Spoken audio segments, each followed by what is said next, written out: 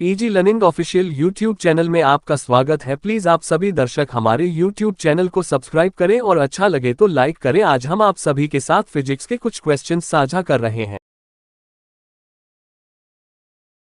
ए उपकेंद्रण, B विसरण, सी अपकेंद्रण, D अपोहन।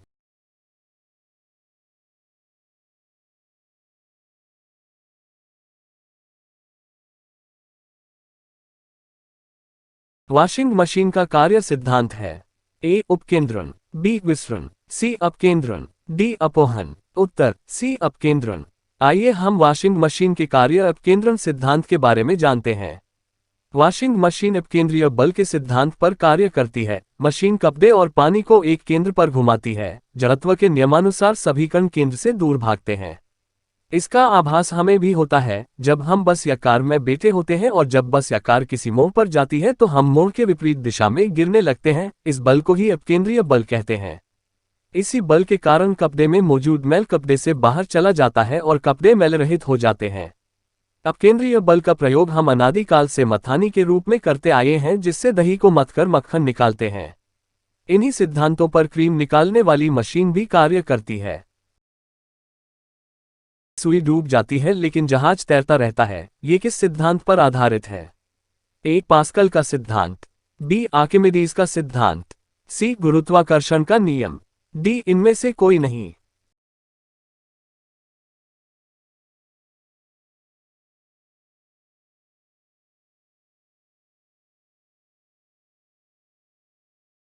B Archimedes का सिद्धांत। आइए हम आर्किमिडीज का सिद्धांत के बारे में जानते हैं। एक सुई पानी में डूब जाती है क्योंकि उसके द्वारा हटाए गए पानी का वजन सुई के वजन से कम होता है।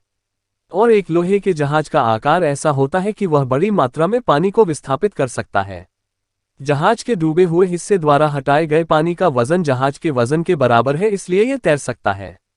तैरने के नियम के अनुसार कोई पिंड किसी तरल पदार्थ में तब तैरता है जब पूरे शरीर का वजन शरीर के डूबे हुए हिस्से द्वारा हटाए गए तरल के वजन के बराबर होता है।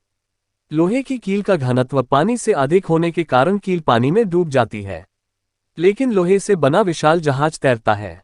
ऐसा इसके आकार के कारण है। एक जहाज बीच में खोखला है। जब जहाज पानी में होता है तो खोखले हिस्से सहित जहाज का पूरा आयतन अपने लिए जगह बनाने के लिए पानी को विस्थापित कर देता है। विस्थापित पानी की मात्रा लोहे के जहाज की मात्रा से कहीं अधिक है। इसलिए आर्किमिडीज के सिद्धांत के अनुसार जहाज के वजन से अधिक जोर होता है। इसीलिए लोहे का जहाज पानी में तैरता है। किस बल के कारण पृथ्वी सूर्य के चारों ओर चक्कर लगाती है? ए चुंबकीय बल, बी गुरुत्वाकर्षण बल, सी अनुदैर्ध्य बल, डी उपरोक्त सभी।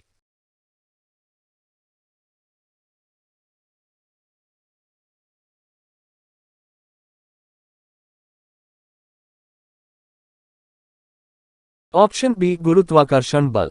यहां तक कि सूर्य के गुरुत्वाकर्षण बल के कारण पृथ्वी सूर्य के केंद्र की ओर पूरी तरह से आकर्षित नहीं हो पाती है और इसके चारों ओर एक अंडाकार कक्षा में घूमती है।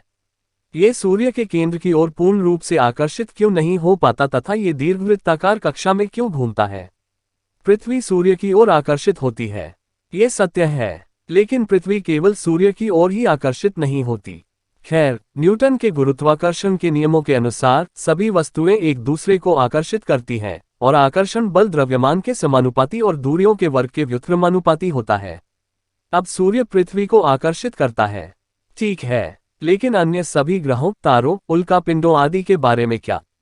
ये सभी पृथ्वी को भी आकर्षित करते हैं। ऐसे तारे हैं जो सूर्य से लाखों गुना बड़े हैं लेकिन पृथ्वी से बहुत दूर हैं। वे पृथ्वी को भी आकर्षित करते हैं, लेकिन सूर्य निकटतम और सबसे बड़ा होने के कारण अपने आप में काफी बड़ी शक्ति रखता है। लेकिन फिर यहाँ सूर्य ही अकेला नहीं है, जैसा कि ऊपर बताया गया है, लाखों अन्य भी हैं। तो सूर्य द्वारा अंदर की ओर खींचने और दूसरों द्वारा अलग अलग दिशाओं में खींचने के बीच हमारे पास एक रास्ता है जहां शुद्ध बल रद्द हो जाते हैं और शून्य हो जाते हैं। जब आप पृथ्वी के लिए ऐसा पथ बनाते हैं तो आपको सूर्य के चारों ओर एक अंडाकार पथ मिलता है। अंडाकार क्यों? क्योंकि जैसा कि मैंने पहले बताया, लाखों अन्य ब्रह्मांडीय पिंड हैं और वे सभी पृथ्वी से उनकी दूरी के आधार पर अलग अलग तरह से आकर्षित होते हैं। अतः पथ वृत्ताकार नहीं हो सकता। सूर्य के चारों ओर क्यों? चूंकि सूर्य निकटतम है और इसलिए अधिकतम आकर्षण पैदा करता है। इसलिए पृथ्वी इस अंडाकार पथ का अनुसरण करती है क्योंकि शुद्ध बल शून्य है। अतः इस आंदोलन के लिए न तो कोई काम किया जाता है और न ही खर्च किया जाता है।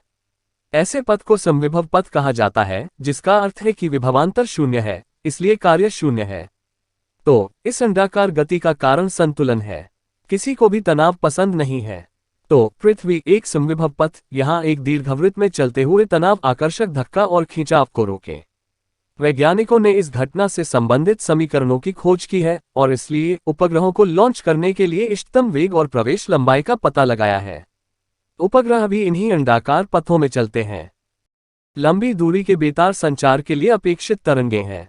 ए अवरक्त किरणें, बी पराबैंगनी किरणें, सी रेडियो तरंगें, डी सूक्ष्म तरंगें।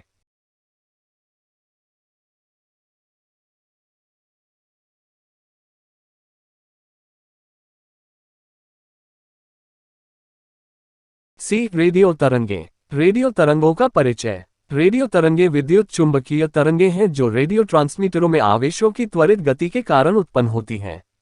इसके अलावा इन विद्युत चुंबकीय तरंगों की आवृत्तियों की एक विस्तृत श्रृंखला होती है जो 300 गीगाहर्ट्ज तक जा सकती है। दूसरी ओर वे 3 किलोहर्ट्ज तक भी नीचे जा सकते हैं। इस प्रकार यह उन्हें सभी प्लेटफार्मों पर संचार उपकरणों में सबसे उपयुक्त रूप से उपयोग करने योग्य बनाता है। रेडियो तरंगों के उत्पादन का तंत्र। रेडियो तरंगें आदर्श रूप से एक ट्रांसमीटर का उपयोग करके उत्पन्न होती हैं और एक रिसीवर उनका पता लगाता है। इसके अलावा प्रयोग करने योग्य विद्युत चुंबकीय तरंगों को उत्पन्न करने की पूरी प्रक्रिया अंतरिक्ष में ऊर्जा संचारित करने के लिए एक एंटीना का उपयोग करके की जाती है। इसके अलावा जहां से एक रिसीवर ऊर्जा उठाता है और इसे यांत्रिक कंपन में परिवर्तित करता है जिसे ध्वनि तरंगों के रूप में सुना जाता है। हालांकि ट्रांसमीटर और रिसीवर दोनों एक विशिष्ट आवृत्ति पर काम करते हैं। इस प्रकार आवृत्ति 3 किलोहर्ट्ज से 300 गीगाहर्ट्ज के बीच हो सकती है। चूंकि रेडियो तरंगों की संपूर्ण विद्युत चुंबकीय स्पेक्ट्रम में सबसे लंबी संभावित तरंग दैर्घ्य में से एक होती है।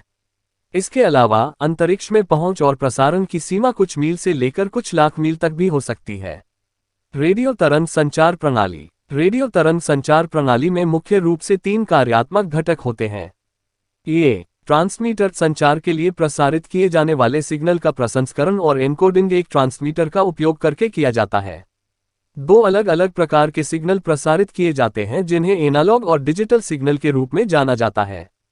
दोनों में एक विशिष्ट चरित्र पैटर्न है जिसे दूसरे में बदला जा सकता है। संचार चैनल सिग्नलों को ट्रांसमीटर से रिसीवर तक बिना विकृत किए स्थानांतरित करने के लिए उपयोग किया जाने वाला माध्यम संचार चैनल कहलाता है।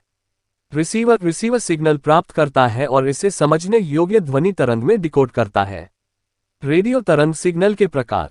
रेडियो तरंग सिग्नल 2 प्रकार के होते हैं जो संचारित होते हैं, उन्हें हम एनालॉग सिग्नल और डिजिटल सिग्नल कहते हैं। एनालॉग सिग्नल समय आधारित सिग्नल ट्रांसमिशन जहां करंट या वोल्टेज परिवर्तन आवृत्ति हस्तांतरण की भयावहता को शुरू करता है। एनालॉग सिग्नल का उपयोग करके भूकंप की तीव्रता, बिजली की गति, हवाओं आदि की गणना की जाती है। डिजिटल सिग्नल एक स्थिर या पूर्वनिर्धारित समय मान पर विशिष्ट मानों के अनुक्रम के रूप में डेटा को डिकोड करता है। कंप्यूटर और सेल्यूलर फोन डिजिटल सिग्नल का उपयोग करके काम करते हैं। हमें वास्तविक सूर्योदय से कुछ मिनट पूर्व ही सूर्य दिखाई देता है, इसका क्या कारण है? ए प्रकाश का अपवर्तन, बी प्रकाश का प्रकीर्णन, सी प्रकाश का पूर्ण आंतरिक परावर्तन, डी प्रकाश का विवर्तन।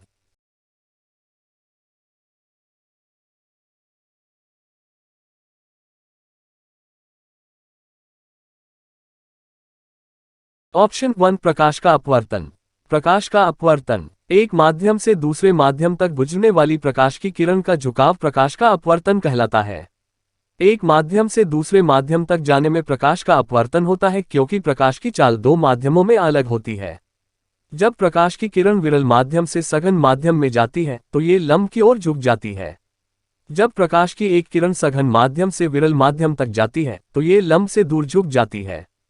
वर्णन। वायुमंडल में माध्यम से प्रकाश का अपवर्तन कई रोचक घटनाओं के लिए जिम्मेदार होता है। उदाहरण के लिए वायुमंडल के माध्यम से प्रकाश के अपवर्तन के कारण सूर्य वास्तविक सूर्योदय से थोड़ा पहले और वास्तविक सूर्यास्त के थोड़े बाद तक दिखाई देता है।